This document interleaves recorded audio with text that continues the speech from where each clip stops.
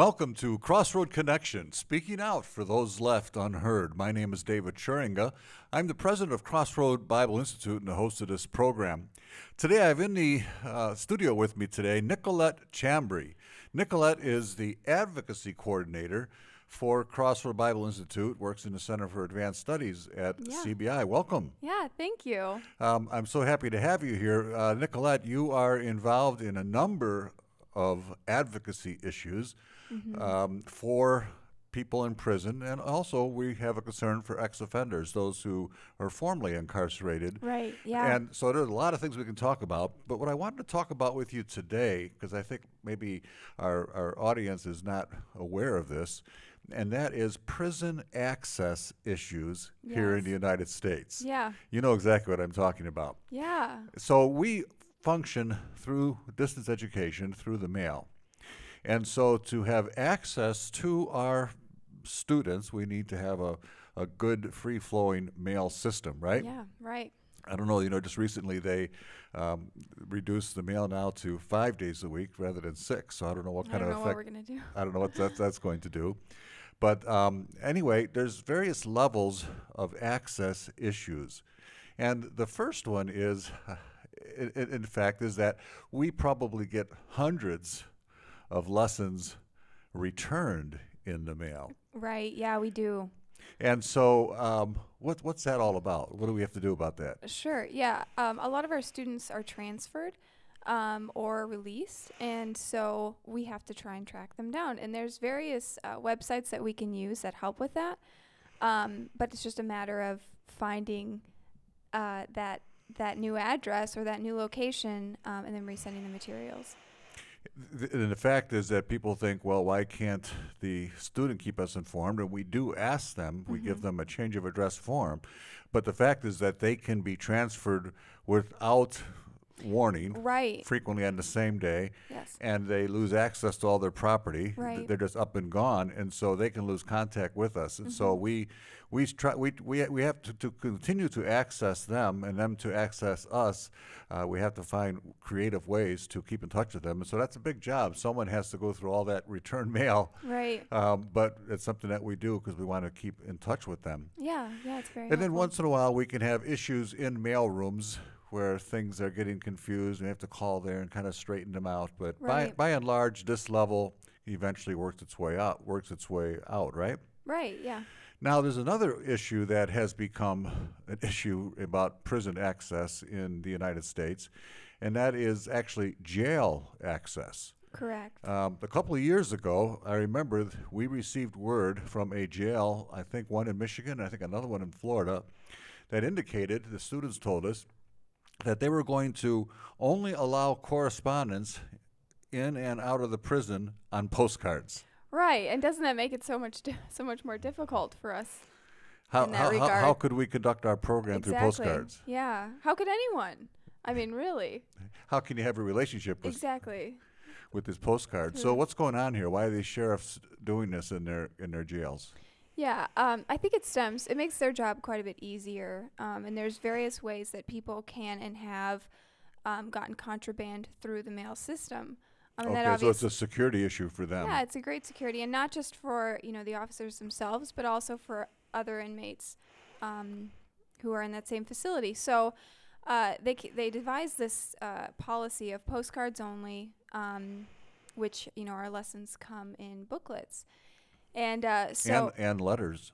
Right. So what we do to try and alleviate that problem is usually I work with the chaplains, and a lot of times if the material comes directly from the publisher, then it's fine. And they are even in those jails that have postcards only, if something comes from the publisher, it's okay. Right, and that's been one key point for us because we say that these lessons are coming from us, a publisher. Right. And so, but you have to contact those jails to make that happen, right? Yeah. How many jails have you personally contacted with respect to this problem? I think it's just under 35. 35 jails throughout the country. Right, yeah. And so you have to call them up and say, I'm from Crossroad. We need to get our lessons through. We're a publisher, so we meet your criteria. Right, yeah. And they're always very gracious about it, and they'd like to, welcome the materials. It's just, like you said, that security issue. So they're usually willing to be very flexible and work with us. Sometimes, we'll have to remove a staple or two, but they usually end up letting our lessons in.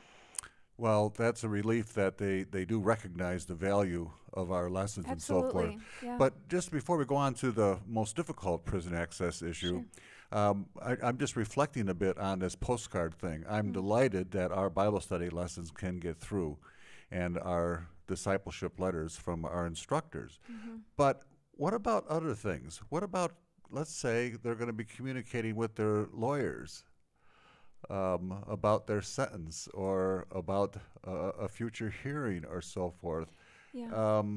I guess the lawyers can come into the jails. Right. And actually, I think that is one of the exceptions that they do make for legal documents and for their lawyers, because that's obviously things that they absolutely need, whereas I think correspondence programs are considered more of a privilege to some facilities. So there is still that channel open for things like legal documents. Okay. Well, that's one thing I just thought. People might think, well, they don't have access to any justice at all now, and they're just being cut off. But it has been thoughtful, and we're grateful that we can get our lessons and letters in. But now I want to talk finally this top level access issue. And in our country, we have what are called supermax prisons. Yeah. Would you tell our listeners, our viewers, what is a supermax prison? Sure. Well, there's tons of definitions out there, but usually what it is units or a facility that has units with solitary confinement. And so the whole prison is solitary confinement. Right, yes. So they're devised all differently, but supermax prisons are usually considered the highest level of security. So inmates there are not able to receive the same materials or visits or phone calls or other things for that matter. They cut off all privileges. Yes. There's different levels, but the highest level bans all kinds of correspondence courses, things like that would be considered privileges. And so there's probably about 40 or 50 supermax prisons that we would call supermax prisons, maybe one per state or something like that. So this is where the worst of the worst are go. Right. Hopefully for a not long period of time, but they're trying to teach them a lesson, and they cut off all privileges. Yes. Now, in the past, we have been able to get our lessons yet somehow into the supermax prisons, working through the chaplain and so forth. But why don't you tell the folks about the problem with this one in Colorado? Sure. Yeah. We are not able to get our lessons in. This is the first since I've been here that we're not able to get our lessons to our students. The supermax prison in Colorado. Yeah. And that is because, like I said, it's considered a privilege. And they don't ban all books. They're able to have Bibles. They're able to have, other materials. But it's strictly correspondence programs that they consider a privilege, which, we would advocate that they're maybe not a privilege, but a necessity. Right.